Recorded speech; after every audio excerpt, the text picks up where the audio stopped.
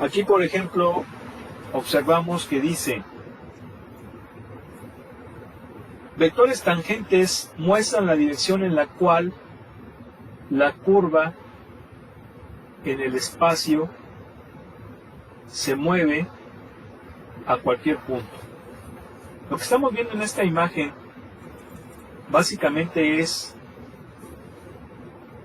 pues una curva, ¿sí? Es una curva. Una curva que puede estar en el plano o puede estar en el espacio. Aquí pareciera que está en el plano, ¿no? Porque pues es una foto en el libro. Bueno, es una ilustración. Pero por la forma, como que se le da el carácter espacial. ¿Sí están de acuerdo o no? ¿Sí? No oigo.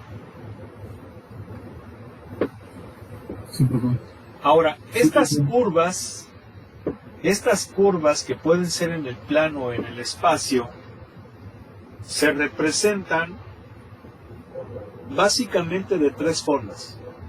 ¿Y cuáles son esas tres formas? Como una función escalar, de lo cual ya estamos familiarizados nosotros desde nuestras clases de, pues prácticamente desde la secundaria, ¿sí? Funciones escalares. O puede ser también una representación como una curva en forma paramétrica, o bien una función vectorial. Sin embargo, aquí hay que decir que las dos primeras, que viene siendo una función escalar y una función en forma paramétrica, pues están muy relacionadas. De hecho son la misma, pero sí tenemos que ver la diferencia, ¿no? La diferencia que tienen.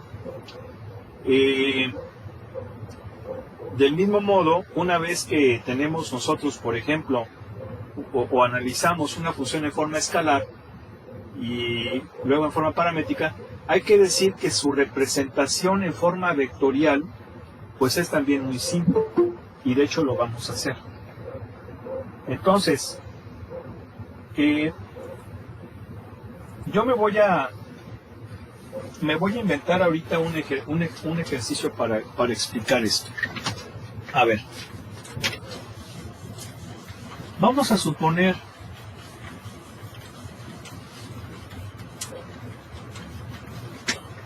que yo tengo, vamos a comenzar primero con funciones en R2, en el plano. F de x igual a x cuadrada más 2x, bueno, más 5x menos 3. Bien. ¿Alguien recuerda cómo se llama este tipo de función?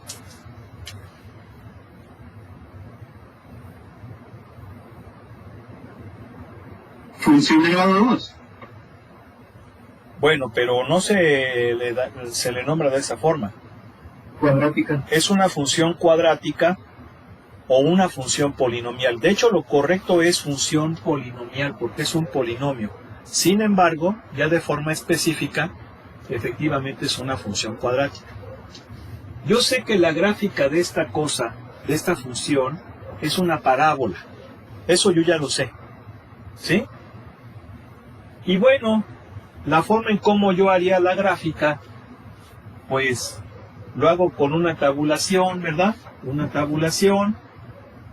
Le doy valores a x para obtener valores de la función. Como sé que es una parábola, basta con que le dé 3 valores a x. Con 3 puntos yo puedo describir esa parábola. Pero una cosa muy importante es conocer el vértice. Porque si yo quiero hacer una descripción adecuada de una parábola, necesito conocer su vértice, que ese sea un valor, y que los otros dos sean simétricos, porque yo sé que la parábola es simétrica. Entonces, para conocer ese vértice, lo que yo haría sería completar cuadrado. Ahora, Hay una forma más fácil. ¿Y cuál es esa forma más fácil? Aplicar mis conocimientos de cálculo. Yo sé que una parábola tiene un valor crítico. Abuelita de Batman. Que puede ser máximo o puede ser mínimo. Dependiendo si se abre hacia arriba o hacia abajo. Y para encontrar ese valor crítico, pues nada más derivo e igualo con 0. ¿Están de acuerdo, sí o no? Sí, profe. Entonces, si yo hago eso, diría, bueno, pues la derivada es 2x más 5. El valor crítico va a ser menos 5 medios. Y ya está. Le voy a dar entonces el menos 5 medios, que es menos 2.5. Le voy a dar el 0, que está a la derecha. Y le voy a dar el menos 5 que está a la izquierda. Y ya tengo los 3 puntitos así bien padriulis. Y ya puedo trazar la parábola. ¿Sí o no? ¿Sí? No oigo. Sí, profe. Pero esta función es escalar. ¿Existe otra forma de representarla? Sí. Y esa otra forma es expresarla en forma paramétrica. Expresar en forma paramétrica ya estamos familiarizados porque ya lo hicimos con las rectas. Vimos la forma paramétrica de la ecuación de la recta junto con su forma vectorial y su forma simétrica. Entonces, ¿cómo le hacemos para expresar esta función escalar como una función paramétrica? Una función paramétrica donde mucha bibliografía o muchos autores le llaman ecuación paramétrica de la curva o la curva en forma paramétrica. Y la forma es muy sencilla, muy simple. Tengo que parametrizar una de las dos variables. Eso ya lo hemos hecho. En este caso, ¿a quién vamos a parametrizar? Pues es fácil darnos cuenta que parametrizaríamos a X. Si yo X la hago un parámetro, recordemos que un parámetro es una variable de la cual dependen otras variables. Eso es lo que es un parámetro. Una variable independiente, de la cual dependen otras variables, que pueden ser dependientes o independientes, eso sí. Pero por antonomasia, el parámetro es independiente. Y no le voy a dar cualquier letra porque hay reglas en matemáticas. Aquí nadie juega como uno se le antoja. La ciencia, la tecnología y todo tiene reglas. Aquí cosas de relativismos y tarugadas de esas pues no van. Y eso tenemos que entenderlo. Entonces, esto lo comento porque recuerden que los parámetros para representarlos se utilizan letras que están 3/4 partes del alfabeto. Por ejemplo, R, S, T. Generalmente son las letras que se utilizan para representar parámetros. Si a mí se me ocurre utilizar X, bueno, pues voy a confundirme, me puedo confundir yo o confundir a los demás, porque yo sé que X es la variable independiente por antonomasia, pero no la relaciono con algo paramétrico. Si yo utilizo Z, pues volvemos a lo mismo. ¿Por qué? Pues porque Z está reservada para la variable dependiente por excelencia, sobre todo cuando estamos en R3. Entonces esto es, hablando por ejemplo de fútbol, como eso, hay reglas. Si yo no sigo las reglas, me van a expulsar del juego, ¿verdad? Si yo, por ejemplo, agarro el balón, pues eso es un penalti. Bueno, dependiendo dónde agarro el balón, ¿verdad? Si yo, por ejemplo, le llego de una forma bien violenta a un compañero o al del equipo contrario, me pueden expulsar. Existen reglas. Entonces en matemáticas pues es así, por eso cuando ustedes a veces algunos de sus compañeros me piden revisión, pues yo trato de decirles, mira hijo, vamos a ser ingenieros. Tenemos que entender que hay un lenguaje y tenemos que respetarlo, tenemos que seguirlo. Sobre todo pensando que tú tal vez el día de mañana estés en otro país. Poniendo en alto el nombre de tu patria, ¿no? Porque a fin de cuentas eso debe de ser. Si es nomás por ganar billete, pues ¿qué te digo, no? Claro, por añadidura se va a dar, pero lo más importante es lo otro. Entonces, pues hay reglas. Entonces, yo le doy X a T. Si X vale T, entonces Y, entendiendo que Y es f de X, esto yo lo sé desde siempre, Y es f de X, la variable dependiente, entonces ya cómo va a ser, T cuadrada más 5T menos 3, ¿sí? Y entonces aquí estoy expresando la curva o la función en forma paramétrica, ¿sí se fijan? ¿Sí o no? ¿Sí? Ahí está en forma paramétrica. Y una vez que yo la pongo en forma paramétrica, la puedo expresar en forma vectorial. ¿Cómo sería expresar esta función en forma paramétrica? Bueno, escalar paramétrica y luego de paramétrica vectorial, muy sencillo. En forma vectorial sería así. La componente en X es T y la componente en Y es T cuadrada más 5T menos 3. Esta es la función de forma vectorial. ¿Qué significa esto? Significa que una función vectorial la puedo expresar como escalar y al revés, escalar en vectorial. Y lo que va a estar en medio, o lo que me va a permitir hacerlo en cierto modo, pues es la forma paramétrica. ¿Sí? Entonces, pues este es un procedimiento muy simple. Si yo grafico estas dos, voy a obtener la misma gráfica. Y de hecho vamos a hacerlo. Vamos a hacerlo con ayuda del matemática.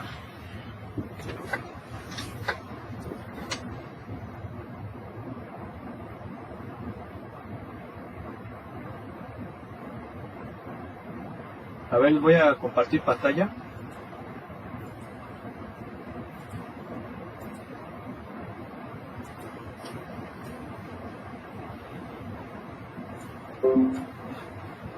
Recuerden que voy a graficar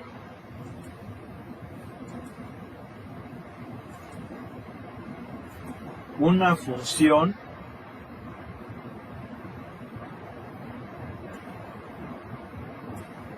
de forma paramétrica. Entonces voy a utilizar el parametric plot, pero no va a ser el 3D, porque si se fijan que aquí estoy en el plano.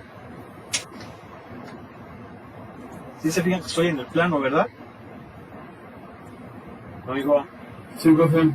Entonces, como quien dice, aquí voy, a ver si están viendo, ¿verdad? ¿No digo? Sí. Entonces, como quien dice, nada más debo de poner dos variables, las dos variables en forma paramétrica, que son X y luego Y, nada más que Y es T cuadrada. ¿Qué sigue? A ver. T cuadrada Sí, espérame, más 5T. espérame. A ver, t cuadrada más 5t más 5t menos 3.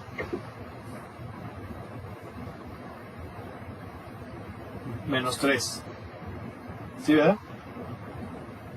Sí, profe. Menos 3. Y vamos a graficar, por ejemplo, de menos 5 a 5. Fíjense bien, ahí estoy. Le puso menos 23. Ok, ahí estoy graficando la curva en forma paramétrica. Pero también la voy a graficar como una función escalar. Y para graficar funciones escalares, la que utilizo es la de plot. Nada más. Plot. Aquí está. Meto la función que es x cuadrada más 5x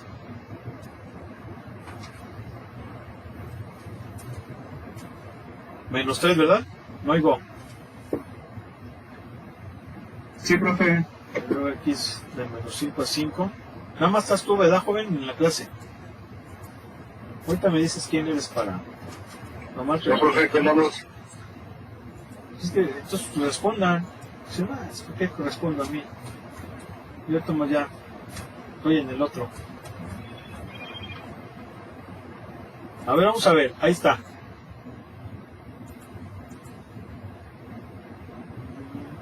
Ah, lo que pasa es que le puse aquí 3D. Y no, acuérdense que yo les dije que era parametric plot nada más. A ver, ahí está. Fíjense bien.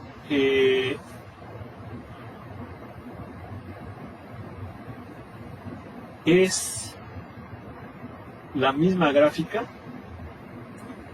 A ver, voy a hacerlas más pequeñitas.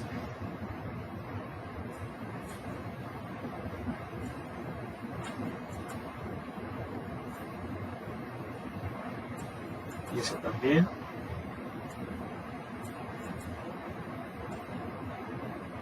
Fíjense que es la misma gráfica, nada más que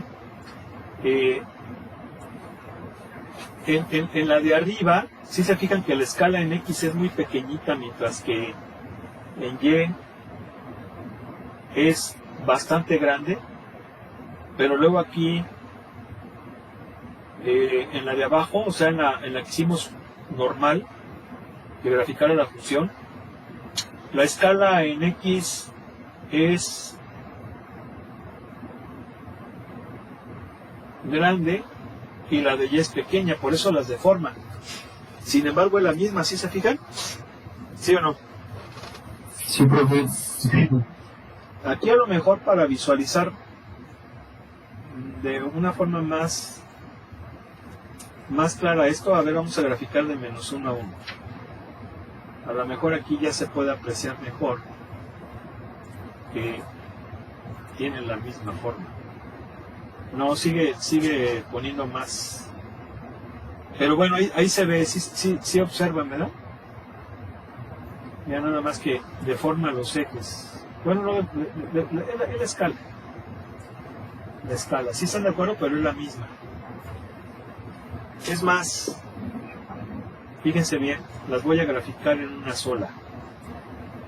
A ver. Vamos a llamarle a esta A. Y a esta le vamos a llamar B. ¿Sale? Y para que se vea la diferencia entre una y otra, esta vamos a hacerla más grandecita. De menos 2 a 2. Y entonces vamos a desplegar las dos en una sola. Vamos a ver si funciona matemática, porque ya ven que esto es un programa, aquí hay nada de inteligencia. ¿Y qué pasa? ¿Sí se fijan que es la misma, verdad? ¿Sí o no? Sí, profe. Sí, profe. Es más, a ver, déjenme poner, por ejemplo, esta de menos 3 a 3. Nada más que no me las... Yo quiero que me las ponga de diferente color. A ver, vamos a ponerle aquí color. A ver cómo es esto. Color, Fusion, Scaling. color function. No. Este no. Rojo. ¿Ok? Oigo. Sí, profe. Ahí les va.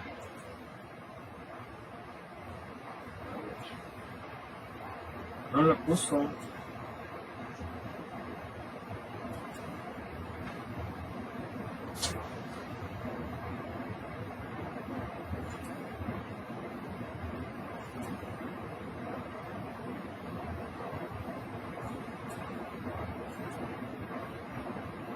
Le puse rojo.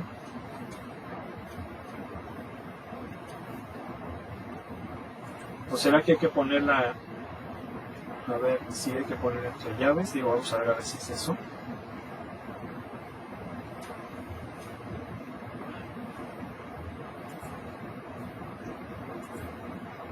No.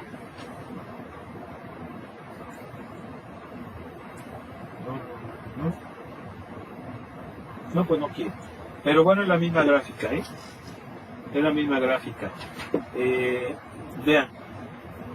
Vean cómo ahorita se van a dar cuenta que es la misma gráfica. Si se fijan que analicé el término cuadrático, ¿verdad? Entonces se anula el término cuadrático, ya se fijaron que pues obviamente una es recta y otra es la parábola y ahí están las ambas, ¿verdad? ¿Sí o no? ¿Lo oigo? Sí. Pero en este caso, si la pongo así, es la misma. Nada más que yo quiero que las ponga igual, pero no quiere. Bueno, pero pues ahí está. Muy bien. Ahora, ¿qué diferencia hay entre estas dos y esta?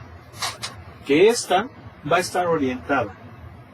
Una función vectorial está orientada, hay que ponerle flechas. Y esas flechas van a indicar el sentido en el cual crece la función vectorial. Eso lo vamos a ver más adelante. Entonces fíjese bien, aquí lo que estamos viendo es que una función vectorial, primero que nada, se representa generalmente con R de t. R vector de t. ¿Sí? Claro que si yo tengo varias funciones, puedo poner subíndices, ¿verdad? Para diferenciar las diferentes funciones entre ellas. O puedo utilizar, por ejemplo, S vector de t, A vector de t, en fin. Pero aquí ya estoy, si se fijan, utilizando un parámetro. Es decir, las funciones vectoriales utilizan un parámetro. Y en este sentido, las componentes de la función vectorial van a ser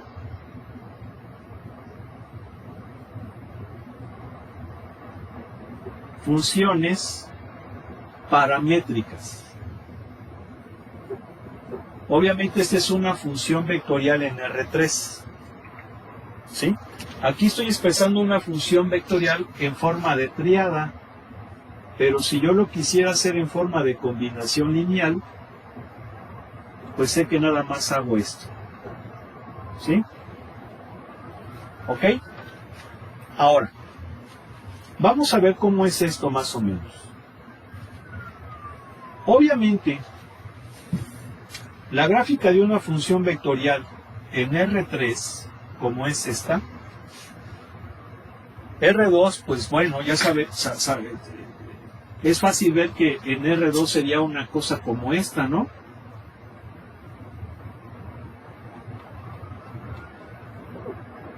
Y acá J. Esa sería en R2. La diferencia va a estar en qué cosa. En que esta va a ser una función vectorial en el plano, mientras que esta es en el espacio. Ahí están tanto en forma de tríada como en forma de combinación lineal. Entonces, ¿cómo es gráficamente una función vectorial? Bueno, ya estamos un poquito familiarizados con esto. Esto es un vector variable, cuya variable, vaya la redundancia, es t, el parámetro. Y si se fijan, las componentes x, y, z dependen del parámetro. ¿Por qué? Porque se han parametrizado. ¿Sí? Aquí, perdón. Entonces, fíjense bien, yo le voy a dar valores al parámetro, como lo hacíamos con las rectas. Le doy un valor al parámetro, un valor de t, y a ese valor de t le va a corresponder 1 y solamente un valor de la función vectorial. Y esta función vectorial, si se fijan, me va a quedar como un vector posición. Esto significa que vamos a suponer que esto es R de T1, o sea, cuando T vale 1, o T subíndice 1. Este es la función vectorial en T2. Esta es la función vectorial en T3. Esta, la función vectorial en T4. Y entonces, lo que yo voy a hacer es unir esos puntos con una curva suave, y esta sería la trayectoria que me define esa función vectorial. Pero yo estoy hablando de vectores, y esta curva pues no es un vector. Efectivamente, para que sea vector necesito yo poner flechas sobre la trayectoria, donde esas flechas tienen que representar el orden creciente de la función vectorial. Si ustedes se fijan, es lógico pensar que T1 es menor que T2, el cual a su vez es menor que T3, y el cual a su vez es menor que T4. Es decir, la curva va de esta forma. Y entonces ahí estoy estableciendo el sentido de la curva, de la gráfica de la función vectorial. ¿Sí? Y obviamente estos vectores, que son vectores posición, y que van a depender de un valor dado de t, los puntos finales son los que están sobre la curva, los puntos finales de esos vectores. ¿Sí? ¿Por qué? Porque este punto le corresponde a T1, aquí lo tengo. Este punto le corresponde a T2, aquí lo tengo. Este punto le corresponde a T3, aquí lo tengo. ¿Sí? Entonces, esto es una función en el espacio, a lo mejor no se visualiza muy bien, vamos a hacer gráficas más sofisticadas, pero aquí podemos entender que esas funciones vectoriales son muy importantes, porque me permiten, por ejemplo, modelar el movimiento curvilíneo de un móvil en el espacio, que puede ser un avión, una nave espacial, un pajarito, por ejemplo, un insecto que vuele, no sé, una abejita, ¿verdad? Y pues bueno, esa es una herramienta muy poderosa. Entonces básicamente es así el rollo. Ok, todo lo que hemos visto de funciones escalares en la preparatoria, en cálculo diferencial y cálculo integral, aquí se generaliza y es exactamente lo mismo. ¿A qué me refiero con que es exactamente lo mismo? En que a las funciones vectoriales les podemos encontrar su dominio, podemos establecer su continuidad, podemos calcular límites, podemos derivarlas, podemos integrarlas, en fin, todo lo que se hacía con las funciones escalares que vimos en cálculo diferencial, cálculo integral en nuestra formación en la preparatoria, se le aplica a las funciones vectoriales. ¿Y por qué se le aplica a las funciones vectoriales?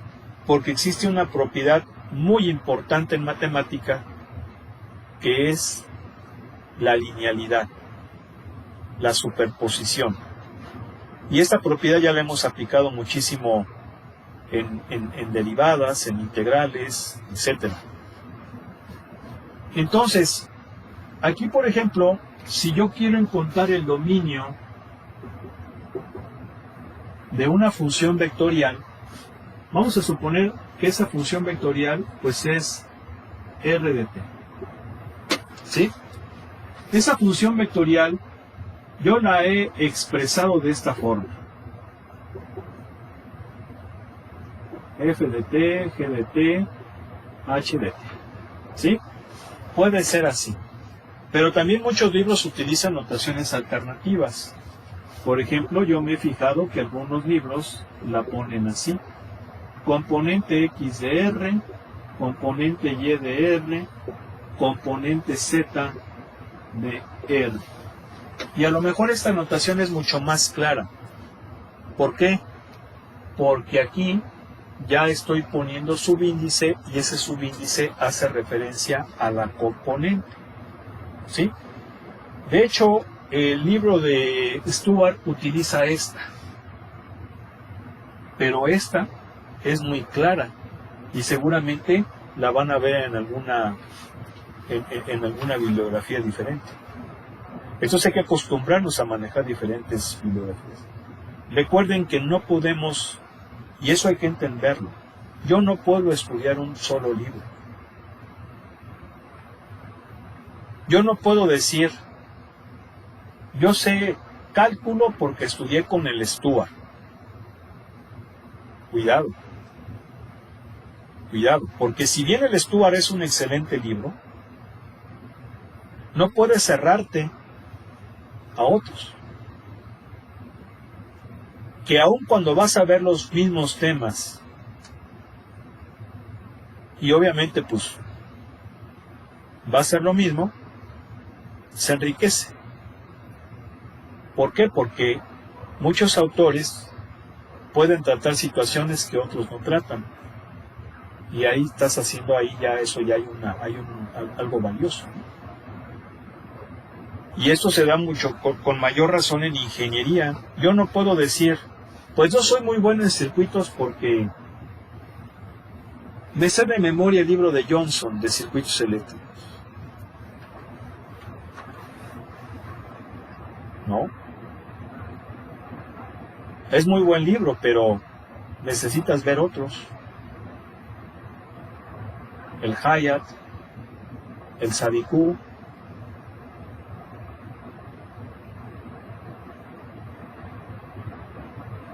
¿Sí? Entonces, no podemos nosotros encerrarnos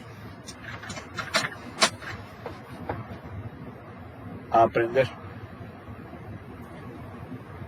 Entonces, bueno, yo voy a utilizar esta nomenclatura. Fíjense bien. El dominio de la función vectorial r de t, r vector de t, es la intersección de los dominios de sus componentes.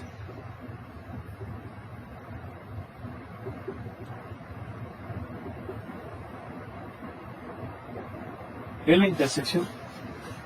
Es decir, que para sacar el dominio de una función, tengo que sacar el dominio de cada una de sus componentes y la intersección va a ser el dominio de validez, o bueno, donde existe la función vectorial. Así es como saco el dominio. ¿Cómo saco el rango? Bueno, pues es que esto ya es un poco más complicado, ¿verdad? ¿Por qué? Pues porque el rango de la función vectorial pues corresponde a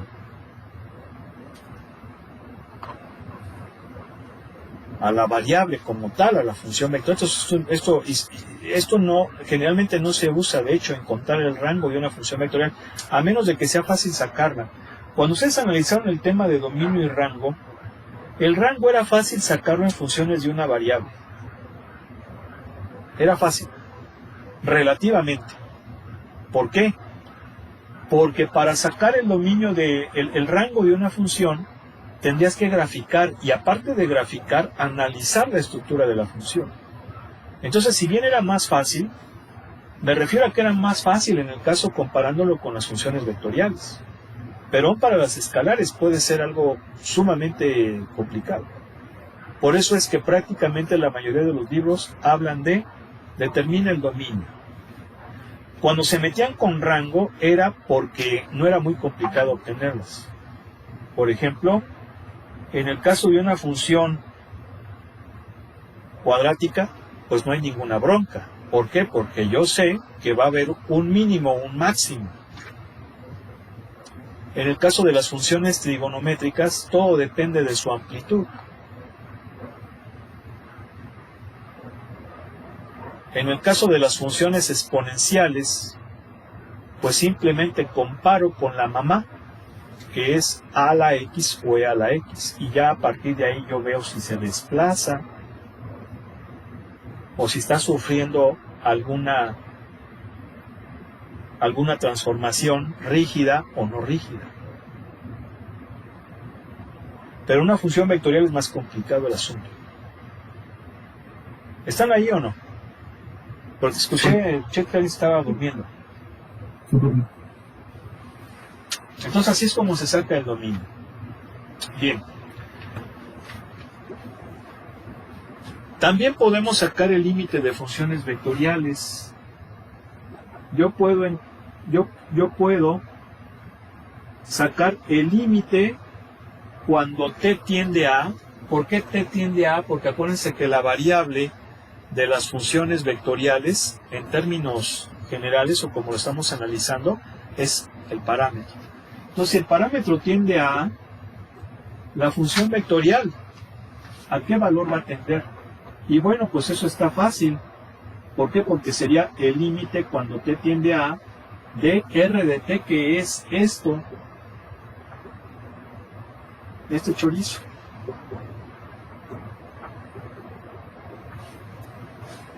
Y aquí voy a aplicar la propiedad de linealidad, que ya dijimos que es una propiedad que se aplica muchísimo en matemáticas.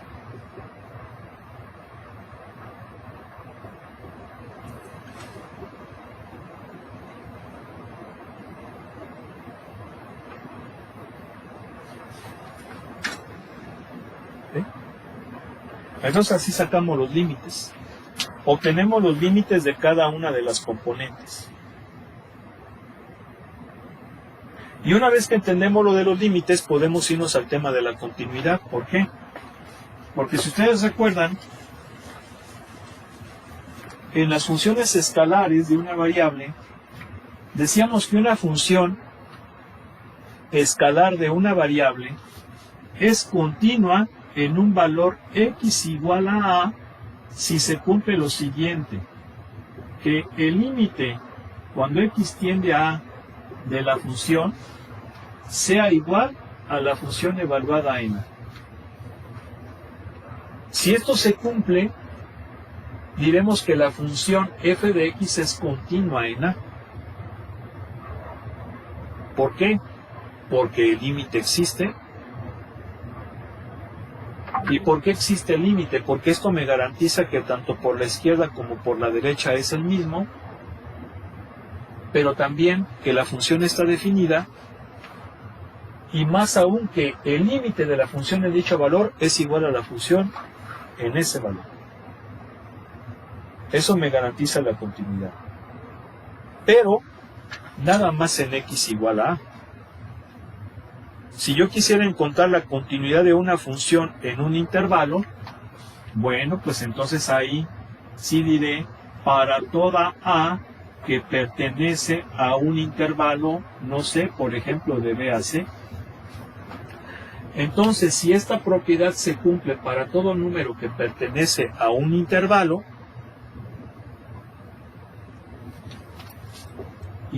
abierto, corrijo, no puede ser cerrado.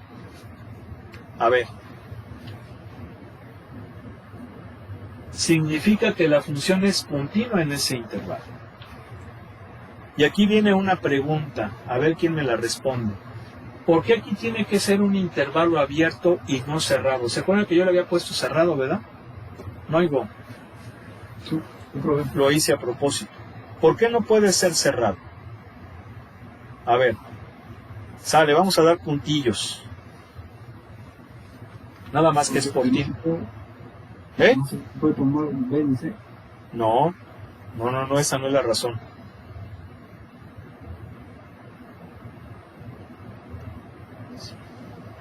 Porque, a ver, porque puede tomar números infinitos.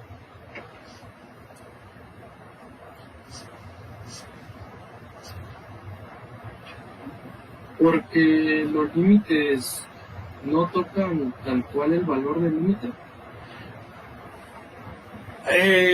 Por ahí más o menos va. Pero no me gusta cómo lo dices, pero bueno, por ahí más o menos va. ¿Quién eres? Ingeniero. Fernando Torres, profe. A ver, vamos a ver.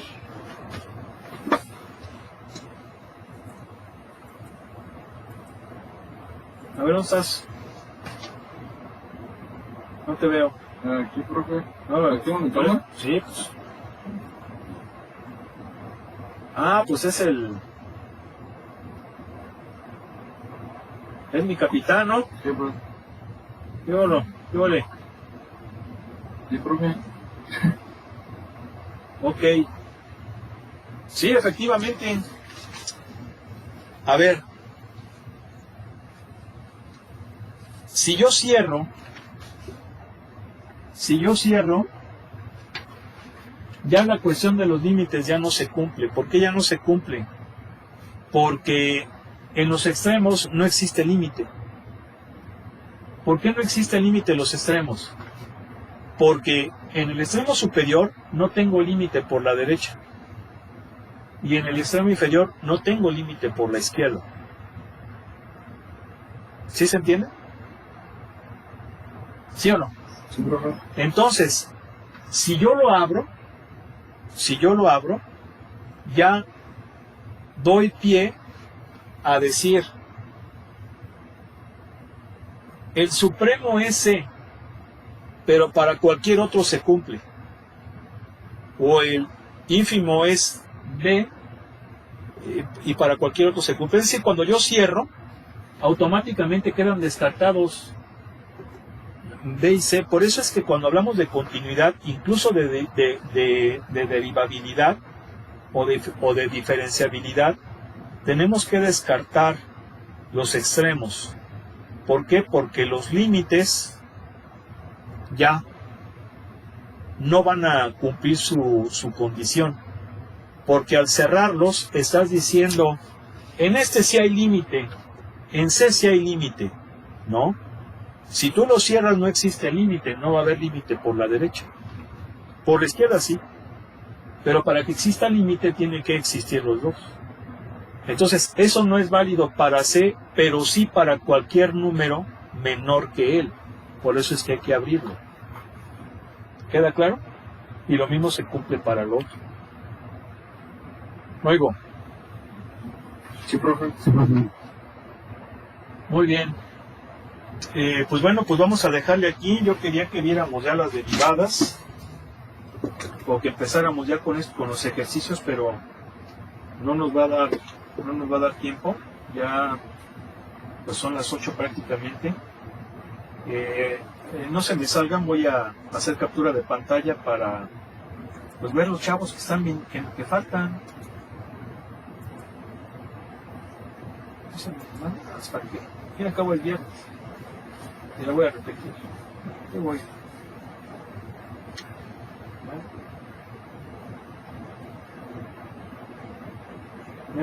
Son 21 de 34.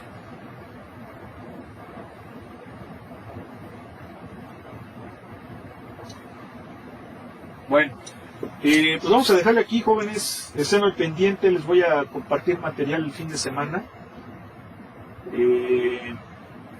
Empiecen a estudiar, sí, estudienle por favor, estudien bien, pregunten,